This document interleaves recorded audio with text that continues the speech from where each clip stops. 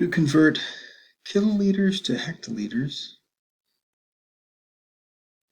by moving the decimal point, it's fairly simple if you know what the prefixes, these metric prefixes mean. So this is for liters. You have this kilo means, this really stands for kiloliters.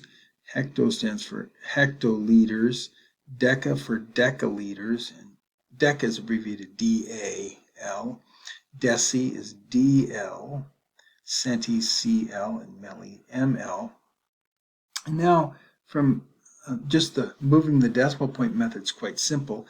If in the metric system, if you have any of these prefixes, you will move the decimal point the same number of places as these prefixes are apart. So from kilo to hecto, that is 1 unit to the right, 1 place to the right, which means in the value 11 kiloliters, how would you move the decimal point 1 place to the right? Well, we always assume that the decimal point is already on the right side of a number if there's no decimal point given. So 1 decimal point to the right means that you'd have to add a 0 to that and make that 110. The reason is there are 10 hectoliters in 1 kiloliter. So if you're going to take 11 kiloliters and convert that using a unit ratio, 1 kiloliter, you'd want 1 kiloliter is 10 hectoliters, and that 11 times 10, basically when you multiply by 10, it moves the decimal point 1 place to the right, so that gives you 110 hectoliters. Sorry about that. Now, similarly, so that's the answer, 110 hectoliters. Now, no matter what that was, if that was 2.5 kiloliters and we wanted to turn it into hectoliters, then we would move the decimal point 1 place to the right. If it's already given, that would be 25. Now, let's expand that to the other prefixes. Let's say we wanted to change 11 kiloliters just to liters, equals how many liters. So that's 1, 2, 3 units to the right, 3 places to the right.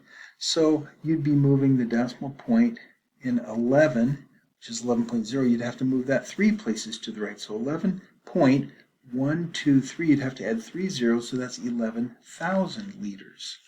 Well, the prefix kilo means thousand, so 11 kiloliters really means 11,000 liters.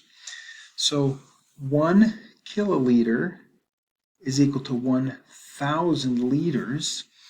And so if we did the unit ratio conversion with the unit rate conversion factor, we would have 1,000 11 kiloliters times 1,000 liters per kiloliter. And so that would be multiplying by 1,000. 11 times 1,000 is 11,000. So the shortcut is just to move the decimal point to the right 3 places in these cases. Now, similarly, if you were taking something from like centiliters over to liters, now let's say we had 5 centiliters and we wanted to convert that to liters. Well, centiliters, 2 liters, that's 2 places to the left. So that means we'd have to move the decimal point 2 places to the left.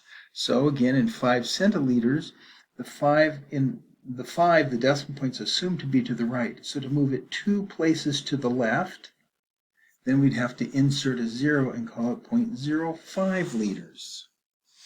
And I'll just give you real briefly what that would look like if we used unit rate conversion factors. We'd have to have centiliters in the denominator and liters in the numerator. And centi means 100. So that means in 1 liter there is 100 centiliters. So it takes 100 centiliters to equal a liter. And so basically what we'll end up doing is dividing by 100, because that's going to be 5 over 100 liters. And 5 divided by 100 is the same as moving the decimal point 2 to the left. It's just our little shortcut. So that is a generalization of how to really convert any metric unit, whether it's liters or grams or meters or airs, or any, we have watts that we'll be doing later in the quarter. So no matter what the base unit is. If you have these prefixes, you can just move the decimal point. As long as you remember that it goes kilo, hecto, deca, then the base unit, then deci, centi, milli. Some people memorize that by saying King Henry died by drinking chocolate milk. King Henry died, B for base, by drinking chocolate milk. Anyway, I hope you found this video helpful.